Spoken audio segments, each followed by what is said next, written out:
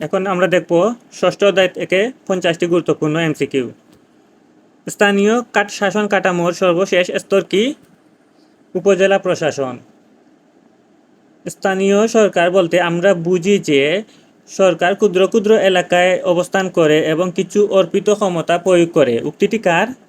GDH কুল।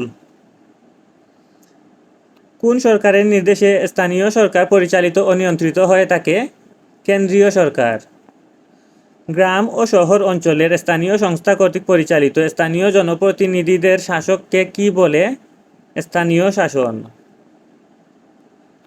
যদি কোনো স্থানীয় সংস্থা অন্যান্য সংস্থা হতে ভিন্নভাবে শাসন পরিচালনা করার ক্ষমতা ভোগ করে, তাহলে সেই শাসন ব্যবস্থাকে স্থানীয় স্বায়ত্তশাসন বলে। উক্তিটি কার?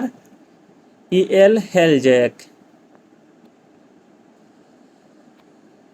স্থানীয় স্বায়ত্তশাসিত সরকার ক্ষমতাপ্রাপ্ত হয়ে কিসের মাধ্যমে? আইনের মাধ্যমে। 1983 সাল পর্যন্ত বাংলাদেশের জেলার কত ছিল? 22টি। স্থানীয় সরকার কিসের অংশ? জাতীয় সরকারের অংশ।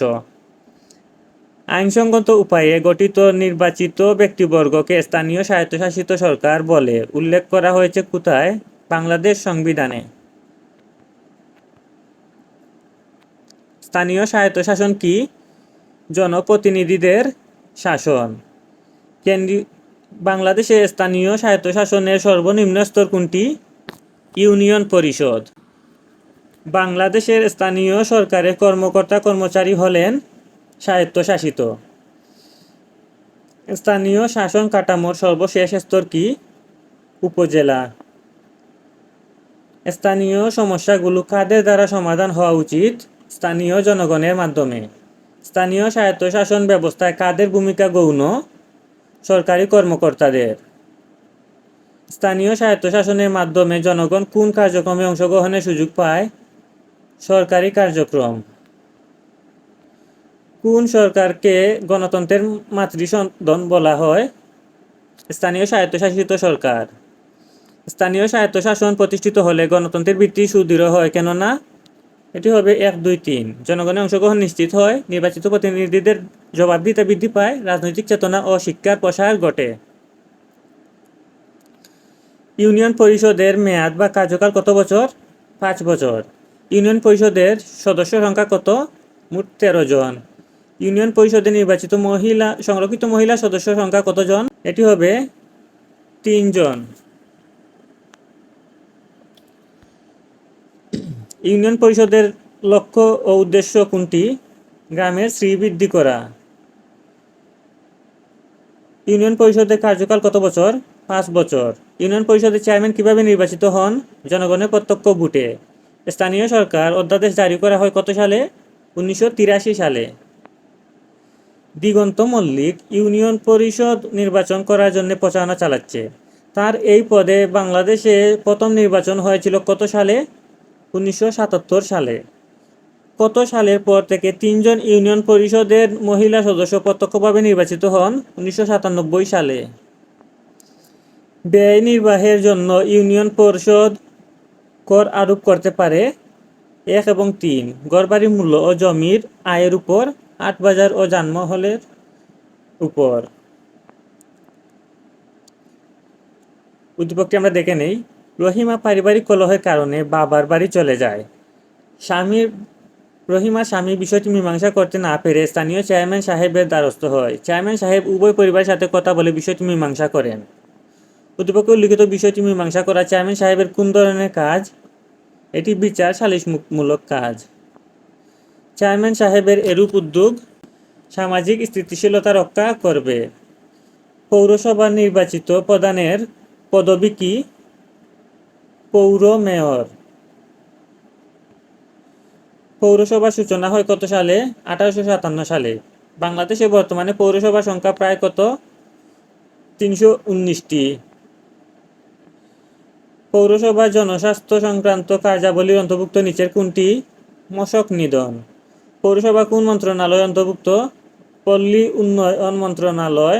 পল্লী উন্নয়ন মন্ত্রণালয়। দুঃখিত, এটি একই লেখা দুইবার রিপিট হয়েছে। পৌরসভার প্রধান কাজ কোনটি? জনকল্যাণমূলক। পৌরসভার বিচার কমিটি কত সদস্য নিয়ে গঠিত? 5 জন। বাংলাদেশের শহর এলাকায় জনস্বাস্থ্য বিষয়ে কী ধরনের কার্যাবলী পৌরসভার উদ্যোগে গৃহীত হয়? ডাস্টবিন ও ড্রেন নির্মাণ, চিকিৎসা কেন্দ্র স্থাপন, বিশুদ্ধ পানির ব্যবস্থা করা ইত্যাদি। কত সালের আইন অনুযায়ী কর্পোরেশনের মেয়র প্রত্যক্ষভাবে নির্বাচিত হবেন? 1993 সালের। পৌরসভা মনোনীত মহিলা কাউন্সিলর নির্বাচিত কাউন্সিলরদের কত শতাংশ হবে? 1/10। আইনসঙ্গত কারণ ব্যতীত পরপর পৌরসভার কয়টি কার্য বৈঠকে অনুপস্থিত থাকলে মেয়র বা কাউন্সিলরকে পদচ্যুত করা যাবে? 3টি। পৌরসভার সদস্য সংখ্যা নির্ধারিত হয় আয়তনের ভিত্তিতে এবং লোকসংখ্যার ভিত্তিতে। করিম সাহেব রূপকানিয়া ইউনিয়নের জনগণের ভোটে নির্বাচিত। তিনি সকল শ্রেণী পেশার জনগণকে সম্পৃক্ত করে এলাকায় আয়ের মাধ্যমে রাস্তাঘাট নির্মাণ, নলকূপ স্থাপন, বিচার সালিশ সম্পাদন সহ নানান উন্নয়নমূলক কাজ করেন। তার প্রতিষ্ঠানকে জবাবদিহিতার আওতায় আনায় জনকল্যাণ নিশ্চিত হয়েছে। উদ্দীপকে করিম সাহেব যে পদের অধিকারী? সদস্য। করিম সাহেবের এরকম ভূমিকার ফলে এলাকায় দায়িত্বশীল নেতৃত্ব বিকাশে সহায়ক হবে। এখানে অপশনের 3টি। বিচার কার্যে অংশগ্রহণ করতে পারবে, রাজনৈতিক শিক্ষা লাভ করতে হবে, স্থানীয় শাসন কার্যে সরাসরি অংশগ্রহণ করতে পারে।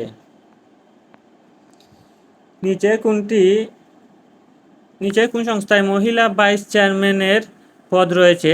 উপজেলা পরিষদ। প্রশ্ন চিহ্নিত স্থানে প্রতিনিধির সদস্য সংখ্যা কত? 12 জন। উপজেলা পরিষদে জনগণের ভোটে কতজন ভাইস চেয়ারম্যান নির্বাচিত হন? 2 জন। উপজেলা পরিষদের চেয়ারম্যান কিভাবে নির্বাচিত হন? জনগণের প্রত্যক্ষ ভোটে। কত সালে থানাকে উপজেলা নামকরণ করা হয়? 1883 সালে। প্রশাসনিক দিক থেকে উপজেলা নির্বাহী অফিসারের মর্যাদা কার সমতুল্য? অতিরিক্ত জেলা প্রশাসক।